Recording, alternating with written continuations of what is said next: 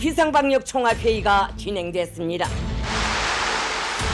조선노동당 중앙위원회 부부장 김여정 동지가 토론했습니다.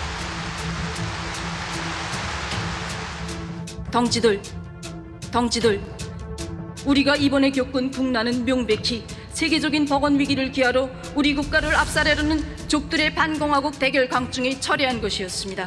남조선 것들이 삐라와 화폐, 노절한 서책자, 물건짝들을 우리 지역에 들이미는 노름을 하고 있는 것은 매우 우려스러운 일입니다. 동족 대결의 환장이 된 저 남쪽의 혐오스러운 것들을 동족이라고 시대착오적인 생각을 가진다면 그보다 더 무서운 자멸 행위는 없습니다.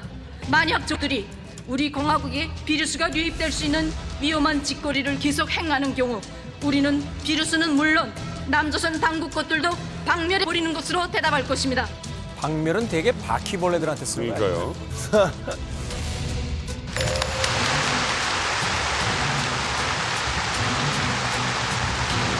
이 방역전쟁의 나날 거열 속에 시비 앓으시면서도 자신이 끝까지 책임져야 하는 인민들 생각으로 한순간도 자리에 누우실 수 없었던 원수님과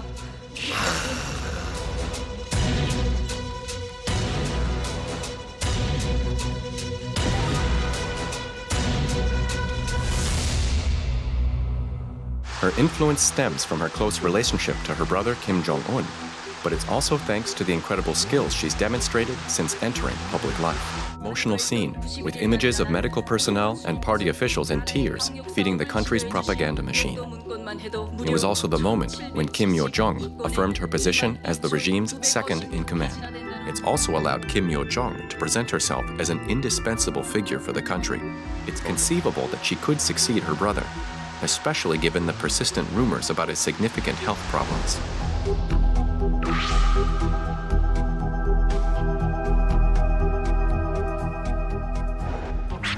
아니 눈빛은 약간 좀 날카롭고 그런데 목소리는 사실 그냥 좀 평범한 느낌이 좀 있거든요. 근데 왜 이 육성 담화가 왜 이 권력자라는 좀 증거인가요? 이게 이제 이른바 사회주의 공산주의 국가의 안 좋은 점 중에 하나예요. 물론 북한은 사회주의도 아니고 공산주의도 아니지만 여성이 전면적으로 드러나는 케이스가 하나도 없어요. 소련도 마찬가지고 중공도 마찬가지고 지금 그 중국의 시진핑의 부인 그 펑리위안 같은 경우에도 굉장히 권력욕이 대단한 여인이에요. 그런데도 전면에 안 나타나요. 그냥 나가는 순간 아웃되는 걸 알고 있거든요. 뭐 우리가 알고 있는 쿠바도 그렇고 다 남자들만 전면에 등장했지. 베트남도 그래요. 베트남도 마찬가지예요. 여자가 전면에 등장하는 순간 아웃이에요. 플러스 북한 같은 경우는 남존 여비까지 있잖아요. 이러한 최악의 상황에서 김여정이 전면에 등장해서 육성으로 메시지를 전달했다. 저 나라의 지금 권력 넘버 2는 누구인가 하는 걸 온몸으로 지금 증명을 하고 있는 거죠. 북한에서 김정은을 제외하고 아무리 권력이 높은 뭐 김영남이라 할지라도 자신의 생각을 저 자리에서 밝힐 수 있는 사람은 없습니다. 그렇죠. 밝힌다 하더라도 김정은 총비서님께 권한을 이양받아 밝힌다라는 전제를 두고 담화문 내지 입장문을 발표하는 게 지금까지의 관례인 거죠. 김여정의 연설에서 보여준 건 방금 이 비루스 문제를 꺼내들면서 북한의 최고 존엄의 건강 상태가 고열을 앓았다. 어쩌면 돌아가실지도 모르는 상황에 처했었다라는 이 건강 상태의 정보를 거침없이 얘기하잖아요. 북한에서 김정은 다음으로 적어도 자기 생각, 내 생각은 이렇다라는 주관을 밝힐 수 있는 유일한 존재라는 게 김여정이라는 걸 보여준 거죠. 독일의 공영방송에서 만든 다큐를 보면 참 묘하게 김여정의 힘에 대한 얘기를 했습니다. 그런데 어느 순간부터 뭔가 뒤에 밀려 있고 테이블 끝에 있고 뭔가 권력을 잃은 듯한 그런 모습을 보였단 말이에요. 이것도 주목해 본 적이 있어요, 우리가. 그럼요. 이 다큐멘터리가 북한에 숨어있는 여성 권력자의 권력 구도를 바라보는 관점이잖아요. 그렇죠. 그런 관점에서 봤을 때 요즘 김여정은 옛날만 못하다. 라는 거는 누구나 다 동의하는 사안. 그러면 왜 김여정이 옛날만 못하냐? 이 사람의 등장이 있었기 때문이죠. 바로 조선의 샛별로 불리는 김주애. 미국 월스트리트 저널에서도 김주애의 등장을 어떤 여성 권력의 이동이라는 관점에서 눈여겨보고 있거든요.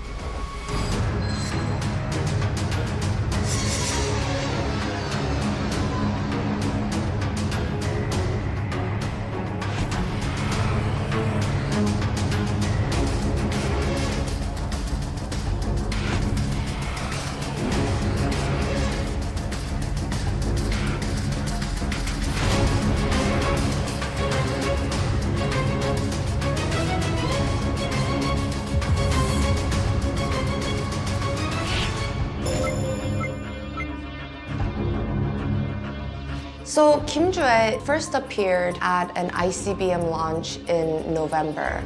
Kim Joo-ae appeared with her father holding hands and basically surprising the world because we had never seen one of the Kim children before. Since then, she has appeared at multiple military events. So ever since Kim Joo-ae appeared in public, there has been a lot of talk about succession plans in North Korea. So it's very significant to see how senior North Korean officials will shake her hand, bow to her, be very respectful towards her despite her being a 9 to 10-year-old child.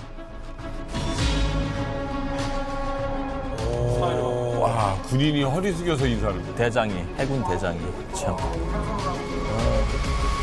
Why she's in the public eye now and whether she could become the next leader. She is a symbol of the next generation that the regime has to protect with the weapons that they have.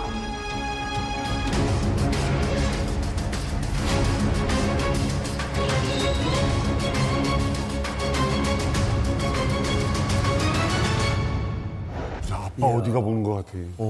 진짜 북한판 아빠 어디 가죠? 우리 정보기관의 그 정보 판단이 처음엔 김조연 후가자가 아니다였어요. 어딘가 아들이 있다. 그러다가 우리 정보기관의 정보 판단이 후계자의 가능성도 열어두고서 분석 중이다. 그런데 최근 후계자의 가능성이 크다라고 우리 정보기관의 정보 판단이 바뀌었어요. 3단계로. 그만큼 김주의 등장이 사실은 전 세계에 파란을 일으킨 거죠.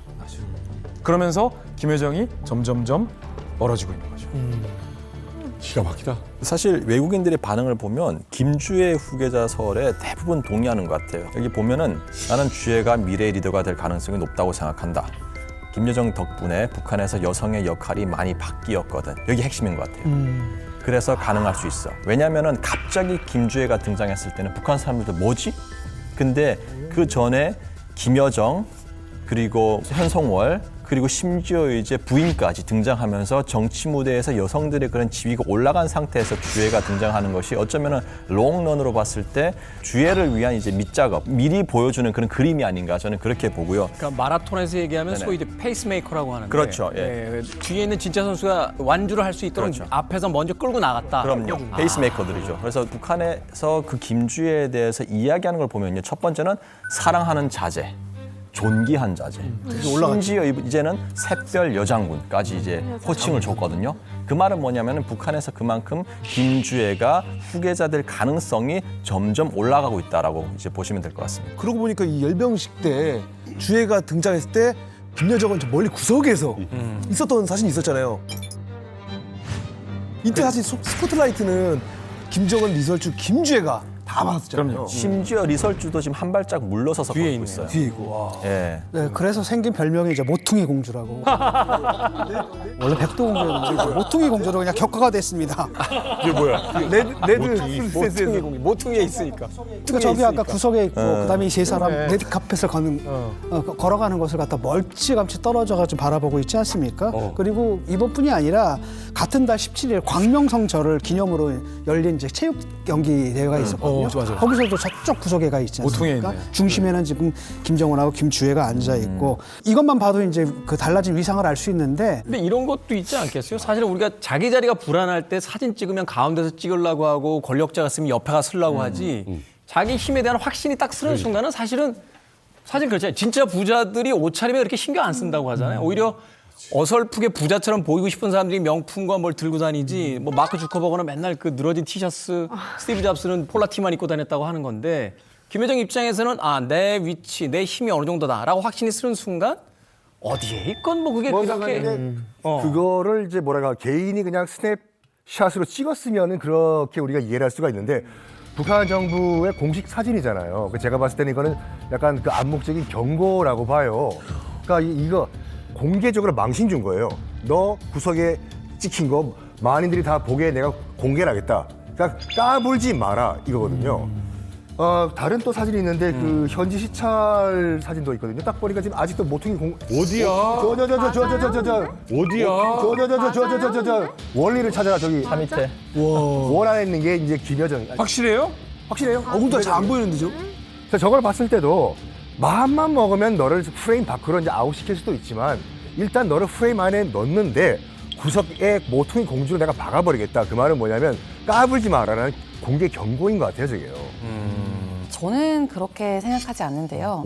일단 구석에 밀려난 사진들에서 내가 위축되어 있다라고 보일 만한 행동들이 없었고 저희 광명성절에는 지금 끝에 있지만 2개월 뒤 태양절에 축구 관람할 때는 또 앞에 나와 있습니다. 이게 내 맘인 거야. 네. 왔다 갔다 그냥. 그래서 저는 이걸 이렇게 빗대고 싶어요. 그러니까 킹콩이 어디서 자는지 아시나요? 킹콩이 그건 어디서요? 공 자나요? 집에 있나? 집 동굴. 산 꼭대기. 킹콩이 자기 맘대로 맞아요. 자기가 자고 싶은 데서 자요. 그렇지. 그렇지. 이거지. 세니까. 네, 언제 어디서든 나를 이길 사람이 없으니까. 그것처럼 저는 김여정이 의도적으로 자기가 그냥 앉고 싶은 자리에 그냥 아무리 밀려났다고 해도 2개월 만에 이렇게 막 왔다 갔다 할 정도로 자리를 이렇게 옮긴다라는 것 자체가 저기서 가운데 앉았어. 그럼 누가 와서 죄송한데 제 자리인데요? 누가 해? 그러니까 제가 봤을 때 자기가 그냥 서고 싶은 자리, 자기가 앉고 싶은 자리에 이 사진 앉는다고 묘하네. 저는 생각을 좀 많이 아, 23년 9월입니다. 북미회담 때. 가장 최근 사진 중에 하나죠. 가운데 있잖아요. 그러네. 완전 가운데. 전략적으로 자기가 이제 그 상황에 따라서 빠져줘야 될 때 빠져주고 나설 때 나서고 낄낄빠빠를 잘하는 그런 사람인 것 같아요. 사실 김여정이 아직까지 뭐 담화문 발표하고 형식적인 권한은 가지고 있는 것으로 보여요. 그런데 김주의 등장부터 사진 프레임에서 자꾸 멀어져요. 그리고 그 멀어지는 거를 노동신문 본사정치보도반이라는 데서 그런 사진들을 골라서 내요. 노동신문에. 그러면 이것을 김정은이나 이설주가 원해서 밑으로 밀어낼까? 저는 그것보다는 아직까지는 김여정이 자기가 알아서 물러서는 거 같아요. 그러니까 이 피는 사랑은 아래로 흐른다고 주애가 크는 속도만큼 멀어지는 거야. 그러니까 아버지가 딸이 조그마하고 이랬을 때는 나밖에 믿을 사람이 없었는데 이제 자기 가족도 그렇고 애도 크니까 아 이런 때는 내가 조금 빠지는 게 맞을 것 같다. 왜냐하면 장성택 처형도 보고 고모가 지금 은둔 상태에 처한 것도 다 보고 자기가 그런 일들을 만들었다고 이제까지 이야기를 한 거 아니에요 우리가. 그런데 자기가 계속해서 프레임의 중심에 서면 오빠가 아 얘가 딴 마음을 먹는 거 아닌가? 그럼 이설주도 이상하게 생각할 수도 있는 가능성이 있고 그러니까 자기가 지금 단계에서는 자기가 알아서 사진 프레임에서 빠지는 것으로 보여요. 그러니까 나는 오빠의 권위에 절대적으로 훼손이 안 가도록 내가 알아서 행동하겠다. 이런 메시지를 오빠한테 보여주는 것 같아요. 김여정은 독재자의 딸이잖아요. 그리고 독재자의 동생이고 그리고 동시에 백두혈통이고 그리고 동시에 수령의 정권과 4대 세습을 공고해야 되는 수령에 충직한 전사예요. 그 말은 뭐냐면은 김여정하고 이제 김정은이가 운명의 공동체이기 때문에 이 4대 세습이 펑크가 났을 때는 김여정 또한 힘들어요. 그렇기 때문에 김여정 같은 경우에는 이제 지금 북한이 시동을 건 4대 세습에 주애가 올라왔는데 또 다른 여성이 자꾸 화면에서 이제 왔다 갔다 한다 그러면은 시선이 분산되는 거예요. 온 이 주애한테 지금 초점을 가야 될 시기에 자기가 거기에 무대에 선다? 오히려 무대에 서는 것보다는 무대 밖에서 김주애라든지 김정은 오빠라든지 이런 움직임 동선들을 잘 체크하고 스무스하게 계속 갈 수 있는 그런 거를 만드는 하나의 전략을 만들고 있지 않나 그렇게 저는 보고 사실 그리고 김여정이 힘이 빠졌냐? 저는 힘이 빠졌다고 안 봐요. 김여정의 위치만 바뀌었어요. 화면에서 위치만 바뀌었지 김여정이 갖고 있는 파워는 저는 그대로라고 봅니다. 김정은이 군수공장을 시찰한 뒤로 한 여성이 보이죠? 백팩 메고 마치 무슨 혼자만 배낭여행으로 북한 온 관광객처럼 딴짓을 하고 있어요. 이게 힘이야. 사실은 저게 가능한 인물이 북한에서 있겠느냐. 편안해 보여. 바로 또 김정은이 앞에서 지금 그렇지. 그 시찰을 하고 있는데 저 뒤에서 지금 시선이 딴 곳을 보고 있잖아요. 그러니까 지도자가 보고 있는 곳과 다른 곳을 볼 수 있는 그 존재라는 거. 저 사진의 선택은 저는 김여정이 최종 정결자, 최종 결정자가 김여정이 아니면 나는 이거 불가능한 사진이라고 봐요. 그렇죠. 꼼꼼하게 보는 거. 어떻게 장군님이 시찰하고 저러고 있는데 뒤에서 맞아요. 관광다니고 딴 데 보고 있고 이거를 누가 결정했어요? 사장님이 건배사하고 있는데 좀 뒤에서 옆에 과장하고 따로 얘기하고 있다. 그리고 이거 가능하냐 과연 이게? 자기 정치야. 네, 사실 회장님 아들이면 안 되는 거거든. 백팩을 메고 있는 게 굉장히 이질적이고 인상적이고 뒤에서. 충격적이면서도 참신한 책가방도 친구가 아니고. 있는데 대학생도 아니고 보통 이제 국가원수가 현지 시설 나갈 때 수행한 거 아니에요? 그 수행한 보통 사람들이 정장을 입고 나가게 돼 있는데 혼자서 탁 캐주얼하게 이런 것들은 이제 유럽에서 같이 공부하지 않았습니까? 유럽의 이런 자유로운 분위기 거기에 영향을 받은 것도 있고 최소한 북한에서 이렇게 할 수 있는 사람은 그래도 김여정밖에 없다. 의상을 갖춰야 되는 자리에 제일 편하게 입고 오는 사람이 권력자잖아요. 그렇죠. 그럼요. 넥타이 안 맨 사람. 아침 조찬 모임 하는데 다 넥타이 매는데 반바지 입고 오는 사람이 회장님이잖아요. 맞아요. 이렇게 타이를 메고 왔나? 하면서 앉혀가지고 안 둬? 그게 사실은 권력자인 건데. 진짜 짭조씨 동생 그 백팩 메고 있는 거 아셨어요? 사실 이 여정이는 저에게 그냥 여동생이 아닙니다. 그럼. 제가 얼마나 고맙게 생각하는 존재인지 모르시지요. 저는 뭐 이딴 실수하는 거 다 이해할 수 있습니다. 그러니까. 예. 우리 고영한 박사님, 내 질문 하나 갔습니다. 네. 나랑 여정이가 얼마나 돈독한지 잘 알고 있지 않습니까? 이거 원래 일어나서 대답해야 되는데. 이거 원래 일어나서 대답해야 되는데. 앉아서 하라고. 앉아서. 돈독한 동생. 사실 그러니까 삼남매가 스위스에 가서 어느 주에서 공부를 했는데 제가 그 집까지 가서 봤거든요. 사진까지 찍어 와서. 그런데 이렇게 한 5층짜리 아파트예요. 한 개 층을 다 그 삼형제가 썼는데 그때부터 사실은 셋이서 우정은 굉장히 가까웠을 거고 평양에 돌아온 다음에 사실 김정은이가 정철이와 같이 고려 호텔 같은 데 가서 난동을 피웠다는 증거들이 많이 나오거든요. 그게 뭐 김정은이 요리사에도 나오고 여러 가지 사실들에서 나오는데 그때 아버지가 굉장히 화를 많이 냈다는 거 아니에요. 왜 고려 호텔 같은 데 가서 이렇게 술 먹으면서 여자들하고 그러면서 망나니 짓을 하느냐. 그때 김여정이가 아빠 이게 성문이 과장된 거고 솔직히 오빠 그렇게 하지 않았다. 그러니까 아버지가 분노를 풀었다는 거 아니에요. 외동딸이 또 그렇게 이야기하니까. 그러니까 외동딸이 자기가 제일 좋아하는 막내딸이 계속 그러니까 아 그래? 그럼 내가 잘못 알았네? 이런 식으로 정원이를 봐줬으니까 그때부터 둘 사이 관계는 굉장히 뗄래야 뗄 수 없는 관계였다고 볼 수 있는 거죠. 엄청 고마웠겠다. 자, 어찌됐건 이 오빠의 믿음이 있었기 때문에 지금까지 이제 권력을 쥐고 있는 김여정인데 하지만 이 다큐멘터리에서는 이런 말이 마지막에 등장합니다.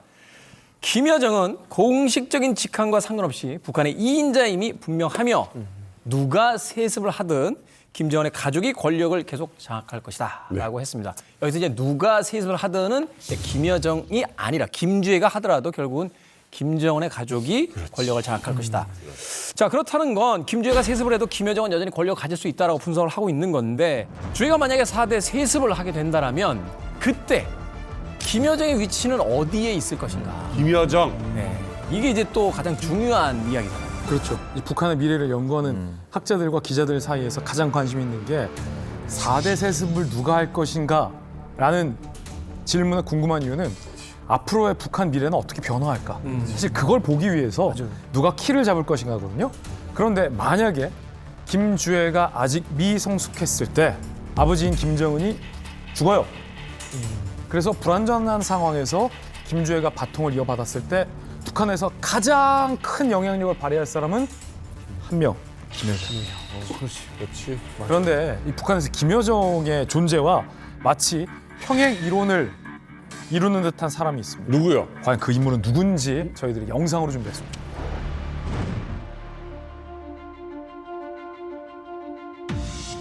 오, 관을 직접 드네요. 직접 들었어요.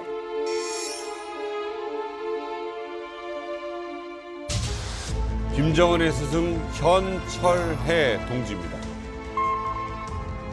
후계자 수업을 도맡아서 했던 인물입니다.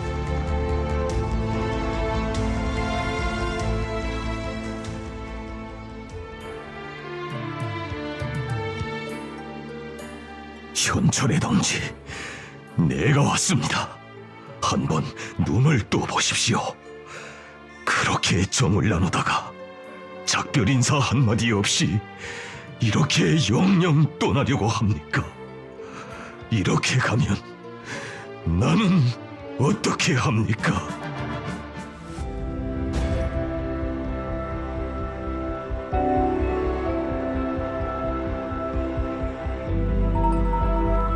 기록 영화를 제작을 했습니다. 예.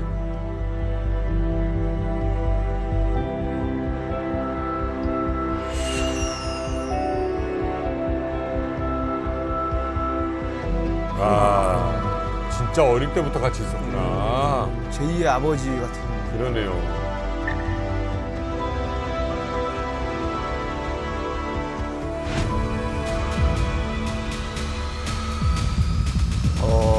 김여정으로. 마지막에. 오, 되게 소름 돋는다. 마지막에 평행이론의 주애와 김여정. 와. 야, 아니 지금 보니까 김정은이 진짜 무릎도 꿇고 기록 영화까지 만들고 엄청 끈끈해 보이는데 어떻게 현철이하고 이렇게 돈독한 사이가 된 거예요? 사실 북한에 이런 말이 있습니다. 부모는 생물학적 생명을 준다 그러면은 스승은 사회적 생명을 준다 그러거든요. 그 말은 뭐냐면 현철이가 김일성 때부터 그 백두산 혈통 가문하고 아주 끈끈한 관계로 있었고, 왜냐하면 현철이가 군, 정치, 당의 요직들을 다 두루 이제 했었고요. 그리고 김정일이가 딱 현철이한테 부탁을 했어요. 김정은 가해 선생님 좀 해라. 그래가지고 실제로 김정은이가 이제 정치적 감각, 군사적 감각, 당 이런 감각들을 익히고 배울 수 있었던 것은 현철이가 없어서는 불가능했어요. 현철이가 이런 것들을 차곡차곡 이제 가르쳐줬고, 그래서 김정은이가 올라오게 된 거죠. 그러다 보니까 김여정의 역할이 그러면 나중에 뭐 김정은이가 죽었을 때 충분히 김여정이 이런 현철이와 같이 이런 것들을 할 수 있다라고 볼 수 있는 거죠. 김주애가 지금 11살이니까 이제 후계자 수업을 본격화한다라고 했을 때 김여정에게 이제 현철애 같은 그런 역할을 이제 맡길 수 있다라고 지금 분석을 하고 있는 거네요. 그러니까 현철의 대장 뭐 죽은 사후에 차수가 됐는데, 다큐멘터리가 나오기 전까지는 그 누구도 김정은의 정치적 스승이 현철애라는 걸 아는 사람 한 명도 없었어요. 그렇겠지. 한 명도 없었어요. 한 명도 없었는데, 현철애라는 분은 인민군 총정치국에도 오래 있었고, 국방위원회, 김정일과 같이 국방위원회들 같이 있었는데, 당 사업과 군 사업을 주로 했으니까 그 사람이 그런 것들을 많이 가르쳐줬고, 그러니까 할아버지 김일성과 찍은 사진은 한 장도 없어도 현철하고 찍은 사진은 너무나 많은 거예요. 신기하다. 그러니까 이게 아버지는 정말 육체적 생명을 줬고 지식과 노하우를 심어준 거는 현철이라고 보면 되는 거거든요. 만약 김정은이가 정말 무슨 문제가 생겨서 2, 3년 안에 갑자기 사망을 한다. 그때 김여정이가 지금 김주애에게 현철이가 했던 것처럼 교육을 할 것이냐. 이게 첫째고, 아니면 수렴청정을 하는 것처럼 하면서 실제로 자기가 권력을 가져갈 것이냐. 이건 조금 더 두고 봐야 돼요. 북한 권력 투쟁상 2인자는 항상 죽었거든요. 만약 김주애가 클 때 2인자 역할을 너무 충실히 하거나 가운데서 끼고 그러면 후계자가 크면 클수록 그 사람은 아웃될 가능성이 높으니까 김주애를 어떻게 할 것이냐는 김여정이가 잘 그렇게 알아서 되면 판단을 해야죠. 평행이론은 장성택과 비슷해지는 거예요. 그렇죠. 지난번엔 고모부, 이번엔 고모. 저는 북한 통치에서 가장 중요한 것이 본보기를 보이고 선례를 남기는 거거든요. 김여정한테는 두 카드를 다 보여줬어요. 현철의 카드와 장성택의 카드. 장성택 2인자 죽었어요. 이렇게 행동했을 땐 죽는다. 근데 현철애처럼 했을 때는 수령이 은고를 메고 마지막까지 함께한다. 그걸 보여준 거죠. 그러면 우리 정보기관은 김주애와 김여정 중에서 북한에 있어서의 권력의 파워를 김정은 유고시에 어디로 더 보냐?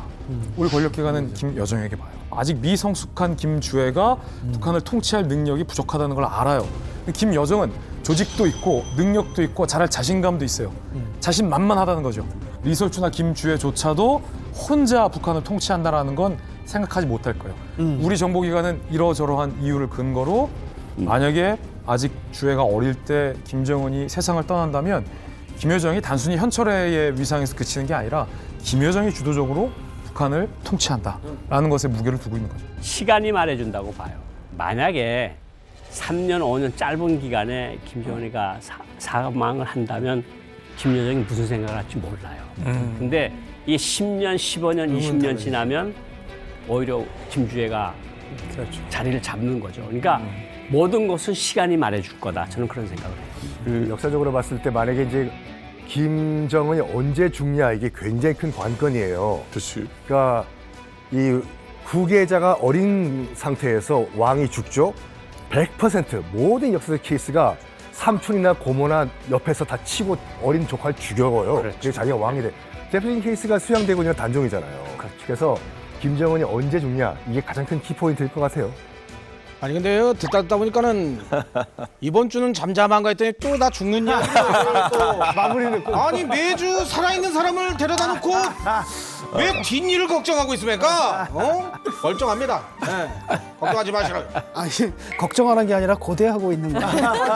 그러네. 예, 좋습니다. 자, 어쨌든 지금 뭐 독일의 공영방송에서 만든 이 다큐 프로그램 하나 가지고 우리가 이야기를 나눠봤는데 김여정이라는 인물을 주인공으로 두다 보니까 여러 가지 각도가 좀 바뀌게 된 상황을 지금 본 것 같습니다. 저는 김여정이가 감독의 역할을 한다 그러면 주연은 스타거든요. 스타가 죽으면 감독도 필요 없어요. 그렇죠. 그렇기 때문에 스타하고 감독을 같이 묶어놓은 상태고요. 그리고 만약 김정은이가 빨리 죽는다 그러면 당연히 통치는 뒤에서 김여정이 할 거고 김주애는 항상 얼굴인 거예요. 그렇죠. 김주애와 김여정은 운명 공동체고 김주애가 없는 김여정은 상상하기 어렵다라고 생각합니다.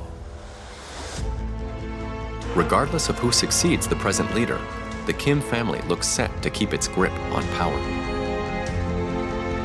A decade has passed since the public first glimpsed Kim Jong-il's timid daughter. Since then, Kim Yo-jong has proven that she truly is a child of the Kim dynasty and North Korea's Red Princess.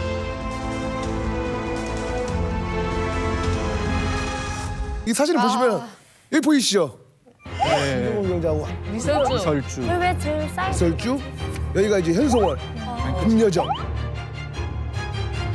자, 이 사진이 지난 4월 15일 김일성의 생일을 맞이해서 금수산 태양궁전을 참배한 사진인데 그 이전 해까지의 참배단의 규모는 대규모였어요. 예, 맞아요. 김정은이 당 간부들을 다 끌고 갔어요. 맞아요.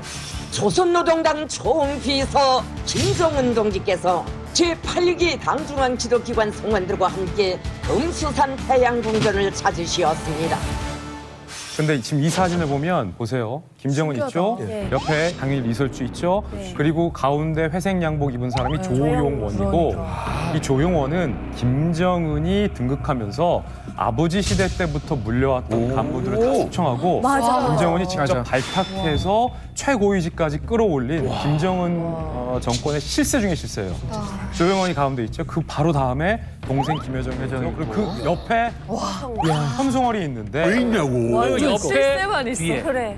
옆에 뒤에. 근데 저 정도면은 보통 그냥 우리가 일직선이라고 보는 거예요. 일직선. 왜냐면 현송월의 위치와 김정은의 위치가 수평선이죠. 그럼 내가 김여정 같으면 되게 기분 나쁠 것 같은데? 지금 이 대등한 권력 관계에서 있다는 거고 이 북한 사회에서 누가 어디에 위치하고 누가 어느 열에 발맞춰서 걷는가는 매우 중요한 문제야. 이 사진 말고도 뭐 김여정이나 현송월의 위상을 보여주는 사진이 또 있어요. 2월 달에 열병식을 했거든요. 그때 가죽 잠바를 가죽 잠바를 입은 사람이 딱 4명 있었어요. 세상에. 누구? 가운데 있는 게 김정은이고 좌우로 지금 김여정과 현송월이 있잖아요.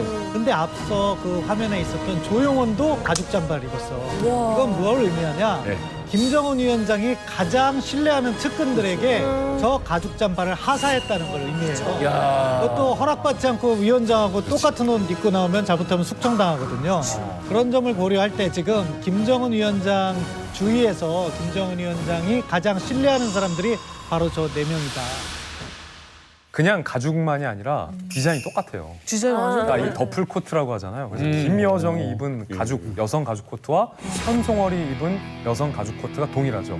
저건 사실 통상적인 상식에선 여동생 김여정이 기분 나빠할 일이에요. 그러니까. 그리고 저 가죽 옷을 입지 않은 아내 리설주 입장에선 완전 그런 일이에요. 현송월이 뭔데? 왜? 자기는 현송월한테 가죽 잠바를 줘? 나한테는 안 줬으면서 오빠 현송월이 뭔데? 나한테 준 거랑 똑같은 거죠. 아니 근데 이게 김여정 입장에서도 리설주 입장에서도 사실은 기분 나빠야 할 아니 이게 일인데 웃을 일도 그렇잖아요. 아니고 이 사진도 그렇고 요 전에 사진도 그렇고 지금 보면서 막 가슴이 콩닥거리는 게 이런 종류의 어떤 그 가족 간의 불화가 이제 역사적인 큰 그 어떤 물결을 가르는 그쵸. 이런 종류의 그 사례들을 돌아보면은 이런 시점에서 이렇게 가는 거예요. 이런 시점에 저는 자격이 없는데 나랑 동급으로 저는 자격이 없는데 왜 저 옷을 입고 있냐고. 맞아. 그럴 때 가서 총 쏘고 총 맞고 그러는 거예요. 총 쏘고 총 그렇지. 진짜로. 조선시대 그거지. 야, 저거 뭔데 비녀 큰 거 꽂았냐. 아니 내가 와이프한테 준 거랑 똑같은 비녀. 그렇지. 나는 머리카락이 잡아요. 백도 비녀, 백도. 우리가 현송월과 김여정에 주목하는 이유. 아무리 뒤져봐도요. 여성이 5손가락 안에 권력을 쥐고 있다? 못 봤죠. 못 봤죠.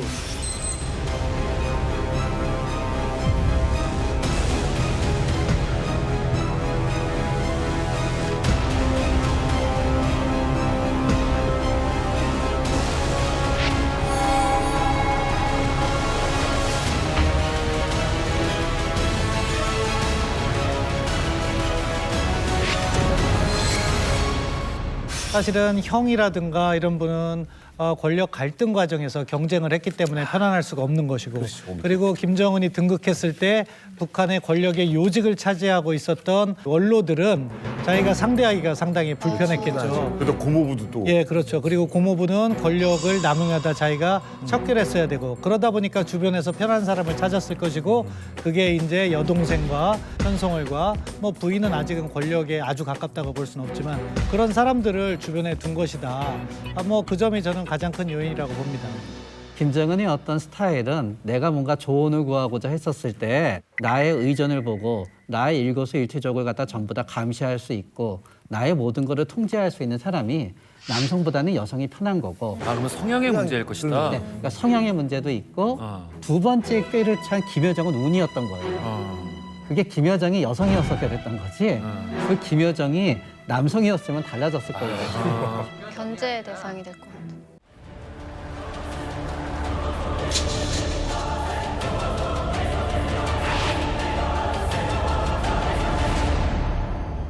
김정은이 유고 상태 들어가고 김여정도 집권하기가 어렵다면 나머지 후보들은 백두혈통 2사람 그리고 빨치산 혈통 1명 요 3사람을 들 수 있는데 만약에 이런 백두혈통들이 못할 경우에는 최룡해가 당정군에 여러 보직을 했기 때문에 연립정권 여러 명이 권력을 나눠 갖는 상황에서 우두머리 역할을 할 수도 있다. 저는 그 최룡해 역할에 대해서 좀 다르게 보고 있습니다.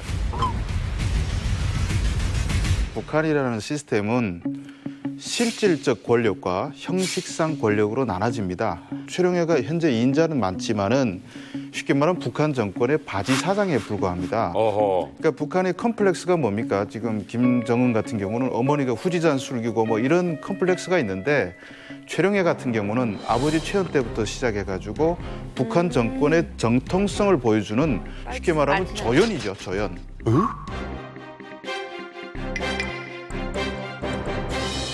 북한에서 실질적인 이인자가 가지려고 하면 그 사람한테 3가지가 있나를 우리가 보면 됩니다. 뭐냐?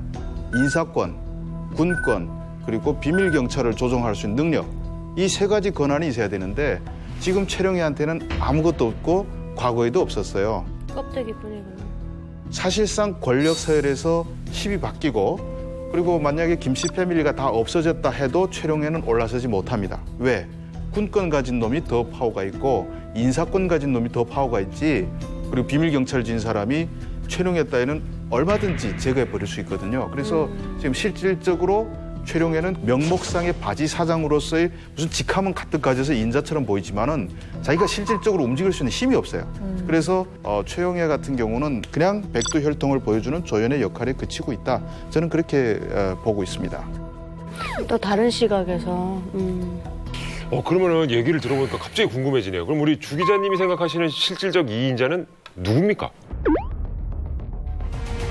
예, 일단 뭐 북한이라는 것은 패밀리 기업이나 비슷합니다. 그래서 김정은이가 죽으면 두 번째로 혈육밖에 받을 사람이 없습니다. 그래서 김여정한테 가고 김여정이 죽었다 그러면 김정철한테 가고 김정철이 죽었다 그러면 김정은의 아들이 2009년생입니다. 그래서 우리나라 12살입니다. 그러니까 한 8년만 잘 하면 또 내세울 수가 있어요. 일단 이 패밀리는 신계라고 보면 비유해서 말하면 그 다음에 인간계 서열로 이렇게 들어가는 겁니다. 그러면 인간계 권력 서열이 누구냐? 우리가 볼 수 있던 뭐 최룡현이 혹은 뭐 지금 신문에 나오는 사람들 아닙니다. 작년 12월까지 인간계 권력 서열 1위를 누구를 꼽을 수 있냐면 우리가 잘 모르는 김평해라는 사람입니다. 김평해 같은 경우는 우리가 흔히 북한에서 실질적 권력, 인사권을 틀어진 조직이 조직지도부라고 알고 있는데 리방건 조직지도부장도 김평해가 다 임명하고 평양 책임비서 다 임명하고 해서 10년 동안 자기 신복들로 라인들을 만든 사람입니다. 오, 인사를. 이 사람이 사실상 실질적으로 파워를 가지고 어떤 사람은 어떤 자리에 배치할 것이고 이런 걸 다 조정하면서 10년 했기 때문에 실질적 파워라고 볼 수 있는데 이 사람이 그래봤자 인간계죠. 그래서 작년 12월에 김평해를 쳐버리고 그리고 리망건, 박태덕 해가지고 평양시당 문경덕 해서 다 쓸어버렸습니다. 이 라인입니다, 사실. 딱 쓸어버리고 그러면 이 사람들을 쓸어버리면 그 다음엔 누가 실질적 파워를 갖고 있느냐 우리가 눈여겨봤을 때 김재룡 총리가 지금은 김여정한테 가장 가깝습니다.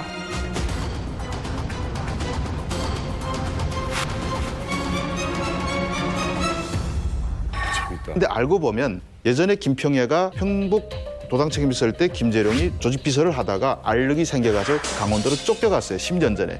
이랬던 사람이 지금 총리로 올라와서 이쪽 팔을 밀어내는데 김여정이가 이걸 좀 힘을 빌려가지고 쓸어버리고. 사극이다, 사극. 그럼 김재룡 또 한 10년 뒤에 또 쓸어버리고 이런 식으로 항상 물갈이를 하는 거죠. 어떤 특정 파워를 가질 수 없도록 만드는 거죠. 그게 바로 신계의 힘입니다. 예. 북한에서 간부하는 건 뭐가지 내대고 해야 돼. 김정은이 드디어 딸을 공개했습니다. 이게 지금 어떻게 생겼는지 뭐 성비가 뭔지 이런 것도 자세히 안 나왔었는데 요즘 최근의 모습이 공개됐습니다. 진짜 딸이 공개가 됐어요. 그래 이번에는 진짜 하얀 베징 랩을.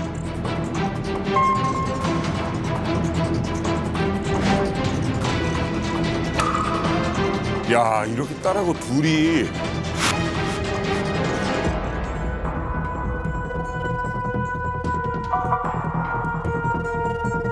진짜 리설주인데 뭐 얼굴이.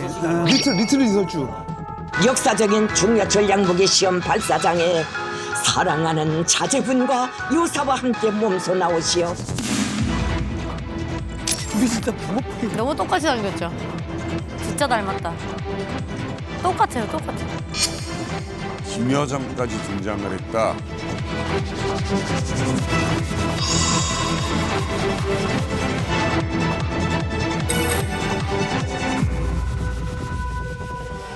경애하는 총비서동지께서 존귀하신 자제분과 함께 촬영장에 나오시자 김정은 동지를 우러러 최대의 영광과 열렬한 항모심을 뜨겁게 분출하며 폭풍 같은 만세 환호를 힘껏 터쳐올렸습니다.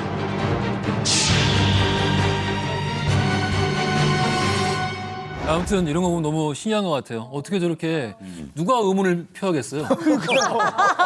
실제로 북한에서 딸이라고 흰 옷 입은 여자아이가 딸이라고 공식적으로 발표를 했어요. 이 영상은 이제 지난 11월 19일 날이죠. 북한에서 화성 17호 대륙간 탄도미사일을 발사하는 그 영상을 공개하면서 김정은이 사랑하는 자제분과 여사님과 함께 시험 발사 현장에 참가하셔서 친히 몸소 지도를 하셨다라고 공개를 했는데 이 영상뿐만 아니라 아까 사진에도 보셨잖아요. 막 팔짱 끼고 아빠랑 뭐 손도 잡고 정말 다정한 모습이 공개가 돼서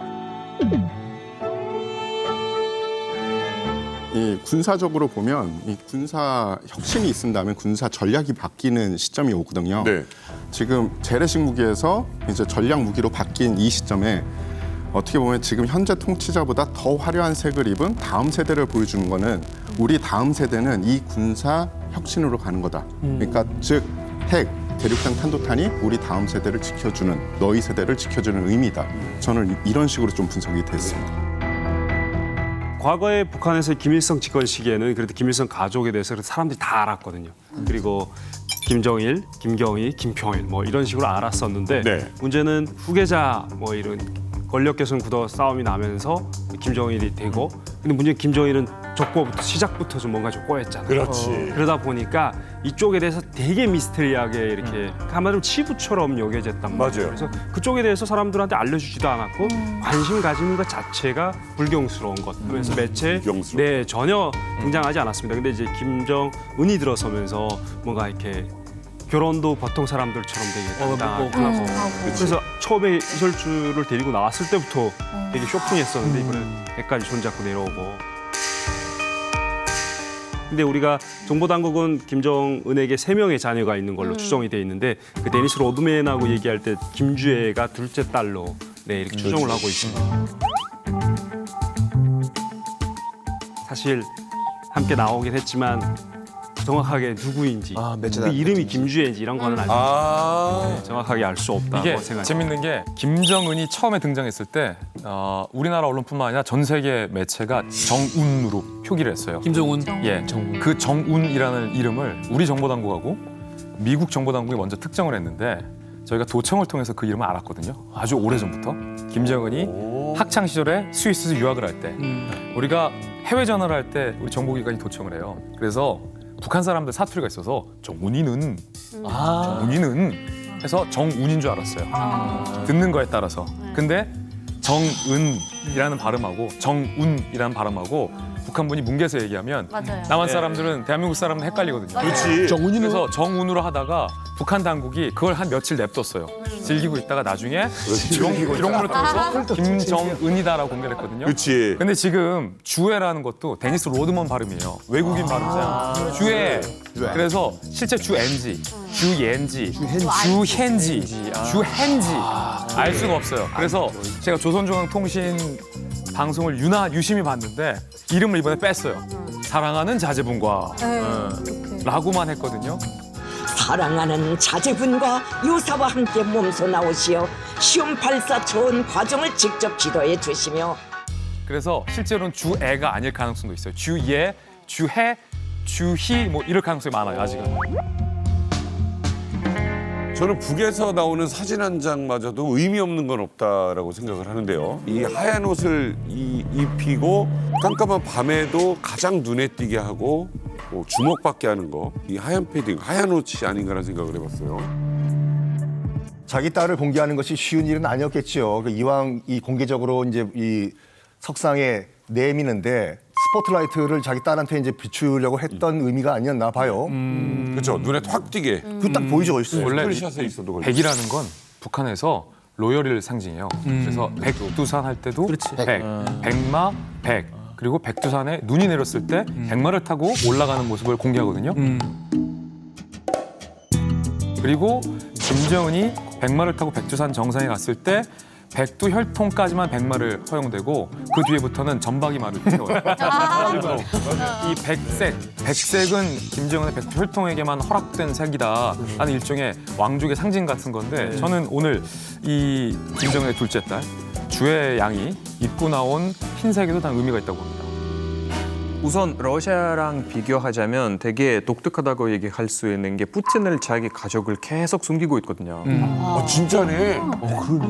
그러니까 의심되는 사람은 있는데 당연히 그러니까 의심보다는 확실히 이 두 명이 푸틴의 딸이라는 게 당연히 다 뻔히 알고 있는 건데 공식적으로 푸틴 측에서는 인정한 적도 없고 심지어 기자회견일 때나 이럴 때는 푸틴에게 직설적으로 그런 질문을 한 기자들이 있었어요. 그래서 그럴 때는 말을 우회해서 저 여자들은 다들 아는 사람들 이런 약간 우회적으로 말은 하는 거지 나의 딸, 나의 가족이라는 말을 안 썼어요. 그렇구나. 약간 푸틴이 충청도 기질이 있구만. 충청도? 뭐 딸이 있어요? 너무 웃겨. 그 사진을 딱 보면은 딱 한 사진을 봤는데 김정은하고 딸이 딱 손잡고 있고 그다음에 배경에 뭐가 있는 ICBM이 딱 써 있거든요.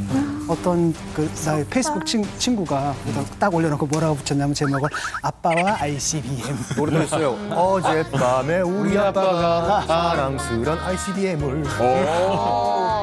아이와 핵폭탄 라인을 연결한 거네. 그러니까 너무 그게 시각적으로 너무 충돌을 일으키잖아요. 그게 이제 우리한테는 시각적 충돌인데 그쪽에서 이제 그렇게 얘기를 그렇지. 하는 거죠. 미래 세대. 어떻게 보면 이제 우리는 가족끼리 모여가지고 다 모여서 개폭죽을 쏘는데 모여가지고 ICBM을 ICBM을 쏘는 거죠.